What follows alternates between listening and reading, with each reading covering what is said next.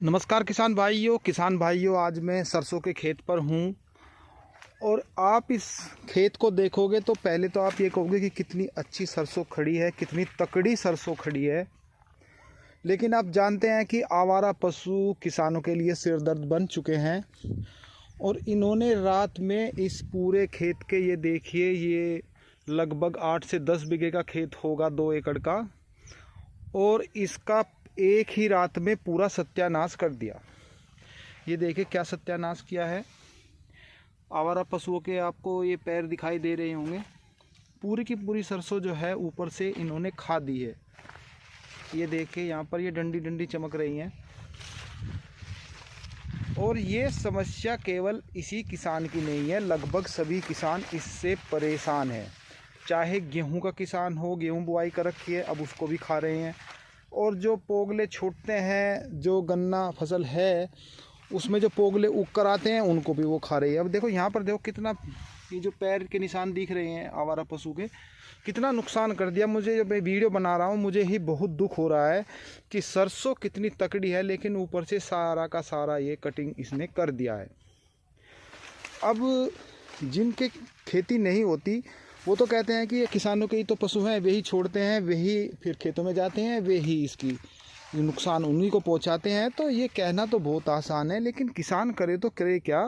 किसान के सामने भी तो परेशानी आ जाती है जब गाय होती है खासकर, और वो जब बच्चे नहीं देती, दूध नहीं देती, तो उसके लिए एक मुसीबत बन जाती है। मान के चलिए एक गाय है, फिर 2 गायें ऐसी हो जाए, 3 हो जाए, 4 हो जाए, तो क्या करेगा।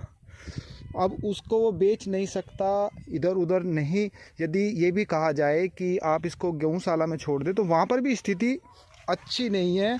ये एक प्रैक्टिकल चीज़ है, कहने में तो बहुत अच्छी लगती है कि आप इसको वहाँ पर ले जाइए गौशाला में, लेकिन स्थिति वहाँ पर भी पशुओं की अच्छी नहीं होती, देखभाल अच्छी नहीं होती। तो समस्या सभी जगह है। किसानों के सामने खासकर समस्या ये है कि अब करे तो वो करे क्या। अखबार में भी मैं तो पढ़ रहा था, उसमें भी आ रहा था कि किसान भाई जो दिन में है वो गन्ने की छिलाई करते हैं और रात को जब सर्दी पड़ रही है अब इस समय अपनी फसल का पहरा दे रही हैं। तो ये बिल्कुल वास्तविकता है। अब देखिए कितनी अच्छी सरसों है। मुझे बहुत दुख हो रहा है जब मैं इसकी वीडियो बना रहा हूँ।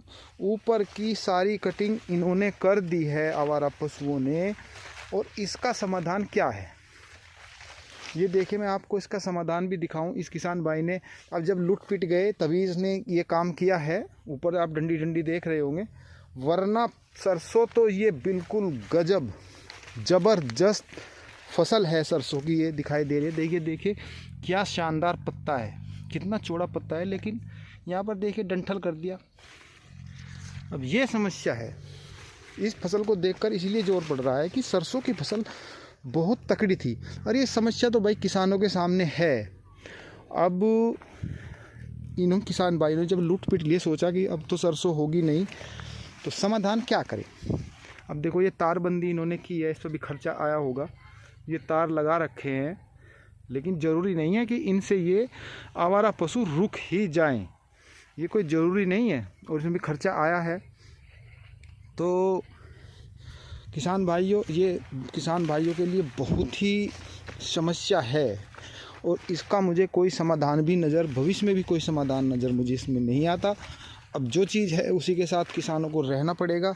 ये देखिए कितना स्वस्थ पौधा है, कितनी अच्छी सरसों है, मोटा डंठल है इसमें। ये ऊपर से नहीं खाई है, इस पर फूल आने वाला है। तो जो पौधा स्वस्थ है उसको देखकर ही मन लगता है। प्रैक्टिकल चीज़ में कहूँ तो जब कोई किसान भाई जिनके खेत पर तारबंदी नहीं होती, वो उसको रात्रि में जाते हैं और उनको जब घेर करके लाते हैं तो दूसरों के खेत में वो घुस जाते हैं, वहाँ पर तार वार सबको तोड़ के वो घुस जाते हैं, वहाँ पर भी नुकसान हो जाता है। तो ये भी कोई पक्का समाधान नहीं है।